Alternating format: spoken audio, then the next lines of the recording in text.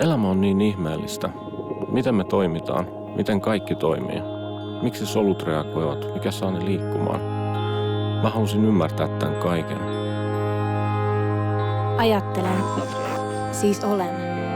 Mutta ennen kuin olen, minä etsin.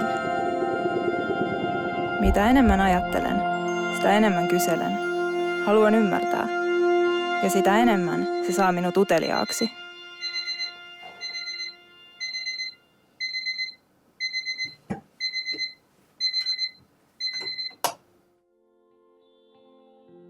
Missä olen?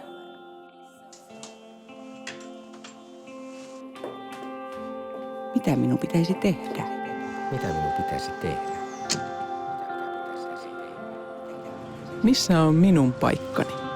Mikä on elämän tarkoitus? Mistä löydän vastaukset näihin kysymyksiin?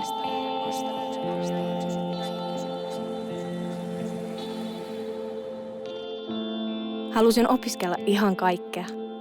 Siksi tuntui vaikealta valita yksi ala. Luulen, että halusin vain työn, josta voisin nauttia. Ja kivan työpaikan. Halusin mukavan paikan asua. Ja halusin löytää rakkauden. Sitähän kaikki etsivät. Parempaa elämää ja onnea.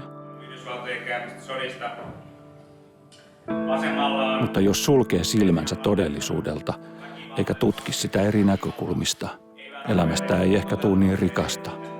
Mun intohimo on etsiä sellaista tietoa, jota ei ole koskaan aikaisemmin löydetty. Etsin vastauksia, halusin ymmärtää ja sitä kautta keinon muuttaa maailmaa. Se ei ole koskaan ollut mun tavoite, että olisin joku maailmanparantaja, mutta olisi hienoa, jos voisi tämän työn kautta muuttaa asioita. Mulla on toive, että se mitä itse tutkin, niin sieltä joskus löytyy jotain, joka todella auttaisi ihmisiä parantumaan. Mutta kun kukaan ei tiedä, mitä sellaiset asiat on, joita ei ole vielä tutkittu.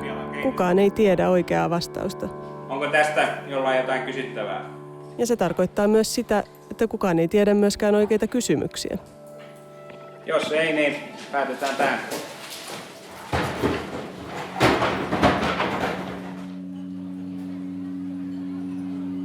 On tosi tärkeää, että on mahdollisuus kokeilla monenlaisia asioita.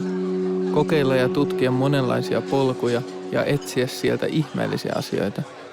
Välillä epäonnistua, välillä löytää kultajyvän. Mutta ennen kaikkea löytää se oma tie. It's not like being there in front, telling students what to do. We need to create an environment where the students can be motivated to question, to be creative, to make learning happen by what they do. Here I met people from all over the world. Not just Europe, but Asia, Africa. People from the most diverse cultures, bringing their different perspectives about society, politics and such. Olen tosi onnellinen, kun voin tehdä töitä ryhmässä, jossa on eri ihmisiä eri aloilta. Se on tosi antoisaa, että voidaan käsitellä yhdessä kokonaisuuksia, ymmärtää sitä, miten kokonaisuus toimii, sen sijaan, että keskitytään vain pieniin palasiin. Kun kampus on näin kompakti, ihmiset voivat helposti pitää yhteyttä ja verkostojen rakentaminen on vaivatonta. Monessa paikassa tutkijat istuvat vain omissa kopeissaan. He eivät edes tunne toisiaan eivätkä puhu keskenään. Täällä kaikki hengailee yhdessä. Ihmisillä pitää olla vuorovaikutusta, koska kun ihmiset viihtyvät yhdessä ja niillä on mukava olla, silloin ideat alkaa virrata. Silloin vasta alkaa tapahtua jotain uutta. Tykkään tästä kaupungista ihan hirveästi. Suomalaisittain tämä on aika iso kaupunki, mutta se on kuitenkin onnistunut säilyttämään pikkukaupungin tunnelman.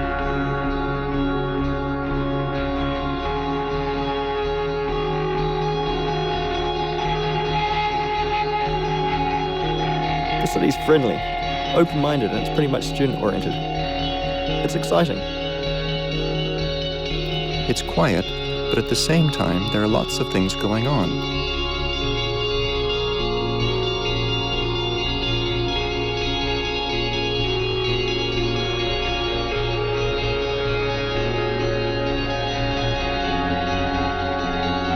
There's always something happening here.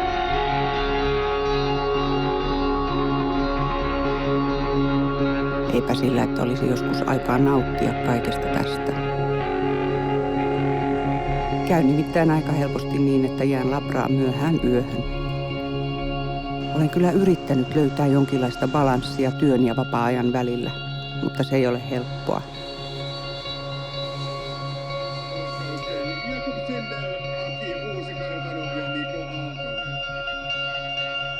Sä et koskaan voi saavuttaa mukavuusaluetta, kun etsit uusia asioita. On nimittäin totta, mitä sanotaan. Mitä enemmän tiedät, sitä enemmän huomaat, kuinka vähän loppujen lopuksi tiedät.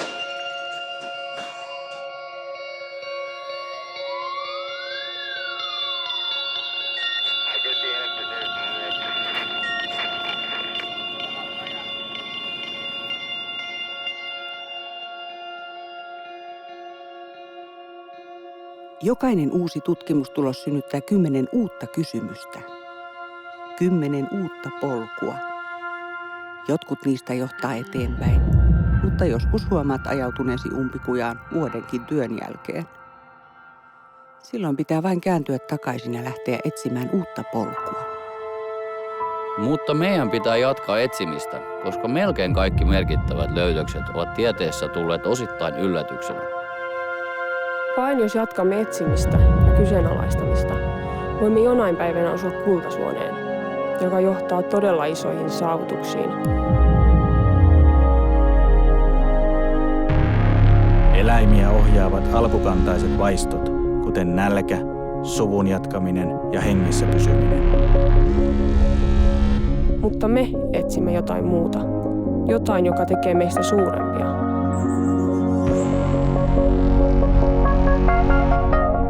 Me etsimme tietoa.